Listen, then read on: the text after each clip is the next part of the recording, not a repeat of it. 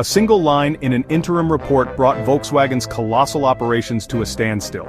A 25% tariff imposed by the Trump administration erased 646,000 vehicles from global delivery schedules, wiping out $16 billion in revenue and halting 99 roll-on roll-off (RoRo) shipments.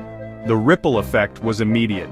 With the reintroduction of tariffs on vehicle packages containing high levels of Chinese and Mexican components, Volkswagen's finely tuned global supply chain was thrown into disarray. The question now, will the company restructure its production footprint or transfer the cost burden to consumers, fueling global inflation in the process? Volkswagen delivered over 9.2 million vehicles worldwide in 2024. However, a 7% year-on-year drop, amounting to 646,610 fewer cars, was attributed to tariff-related disruptions. That volume loss equals nearly 99 fully loaded RoRo ships, each carrying an average of 6,500 passenger vehicles. Major ports like Emden, Bremerhaven, and Veracruz felt the squeeze.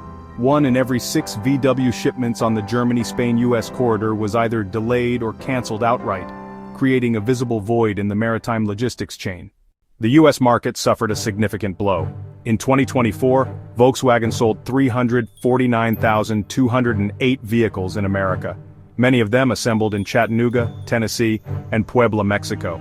But by mid-2025, a 7.1% drop, roughly 24,797 units, was recorded. That number represents 1/5 of Tennessee's total plant capacity. Ships meant for Jacksonville, Florida sat idle and some departed nearly empty. The loss didn't hit evenly. Cars like the Atlas Cross Sport and ID.4 took especially hard hits, but the most dramatic impact was on models assembled in Mexico, where U.S. rules of origin flagged more than 30% of their components as foreign, thus triggering the full tariff. Trump's policy didn't just target electric vehicle modules from China or Europe, it extended to entire vehicles produced in Mexico using third-country parts. According to Volkswagen's internal matrix, about 55% of Chattanooga's and 62% of Puebla's output depends on critical parts: battery cells, semiconductors, aluminum castings, sourced from China or the Middle East. Once the U.S. Department of Commerce's cumulative content threshold is crossed, these parts are taxed at 25%. As a result, the final price of VW's compact SUV rose by $4,650, pushing it into the $40,000 price bracket, a psychological tipping point for consumers comparing it to a Hyundai Tucson or Chevrolet Equinox. Dealers felt the pain. By the end of Q2 2025, 11,240 cancellations were logged by U.S. retailers. Jetta models alone accounted for 3,271, followed by 2,751 for the Taos, and 2,373 for the Atlas Cross Sport. Almost half of the cancellations came from fleet clients like Hertz and Sixt, who feared excessive depreciation. End consumers were similarly deterred. In some cases, vehicles reached distribution centers in Houston and Mexico City, but buyers refused delivery, unwilling to absorb additional insurance and registration costs. That left 7,200 cars in limbo, exposed to rust and decay, as they sat untreated in customs yards.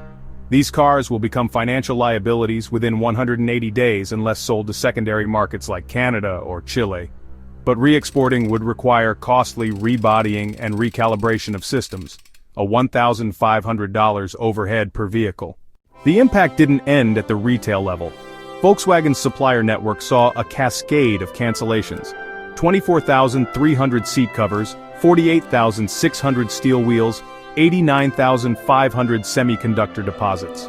Factories in Hungary, Poland, and Slovakia laid off hundreds of workers. A cable harness plant in Serbia cut 300 jobs. Even chip manufacturers couldn't redirect stock to Tesla or Stellantis, triggering overcapacity. In Wolfsburg, the IG Metal Union warned that ID.Buzz production might need to be scaled back. Shipping companies canceled voyages. A 700 car carrier was left anchored without a destination, pushing down global RoRo freight rates. Meanwhile, lines like Mitsui rerouted to Asia-Middle East corridors, redrawing global automotive logistics in just 6 weeks. China wasn't spared either. VW's shrinking presence in the US made it seem more aligned with Washington in the eyes of Chinese consumers. That geopolitical perception, combined with aggressive competition from BYD and NIO, led to further market erosion. BYD, for example, began offering 200,000 kilometers battery warranties and undercut VW's pricing by $4,000.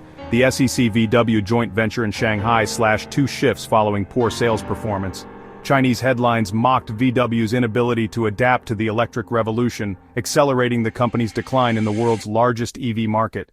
The financial impact is staggering. Multiply the 646,610 lost vehicles by VW Group's average CIF price of $25,300, and you get a $16.3 billion shortfall. Apply a group margin of 7.8% and EBIT losses total $1.27 billion. VW's CFO admitted that full-year profit forecasts have been cut by 1%, slowing investments in next-gen battery plants and delaying launches like the MEB Plus platform. The company is now contemplating whether to create a new LFP battery line specifically for North America or double down on Chinese cattle cells, both expensive and complex options. What's certain is that the tariff-driven slump has sapped momentum from VW's EV transition. The effects go beyond balance sheets. RoRo spot rates across the Atlantic plunged from $1,600 to $1,000 per unit. Exporters celebrated cheaper shipping, but storage costs at U.S. ports soared. Jacksonville shut down for 3 days a week due to congestion. In Bremerhaven, a single shipping cancellation upended shifts for 82 truck drivers. Port unions called for a flexible crew system. ABB Marine paused tugboat orders due to stalled demand. Meanwhile, Trump's claim that tariffs would create U.S. jobs was debunked. VW's planned transfer of battery modules from Mexico to Tennessee may now be abandoned, shelving over 1,000 new jobs. Dealerships are adjusting. The Atlas Peak Edition remains in showrooms, but low tariffs markets are now receiving higher-tier models like the ID.7 and Cupra Tavascan. VW credit slashed leasing rates and offered $1,000 incentives to offset lost sales, yet brands like Hyundai are capitalizing. 40% of Jetta cancellations have reportedly converted into Elantra purchases. VW's investor plans have also been revised. A €300 million bond buyback program is now on hold. VW is cutting R&D budgets and delaying several EV platform upgrades across Asia and Eastern Europe. Ultimately, this 7% decline is not just a number. It represents a complex, system-wide shock reverberating through logistics, finance, labor, and consumer psychology. A decline of 646,610 vehicles equals 99 missed voyages, 1.4 million tons of unused steel, and 8.6 million kilometers of shipping avoided. But it also means $16.3 billion in lost revenue, over 42,000 supplier workers on partial leave, and 7,200 unsold vehicles slowly rusting under the sun. The invisible hand of tariffs has dealt a visible blow to Volkswagen, and to the idea that protectionism can ever be a win-win solution.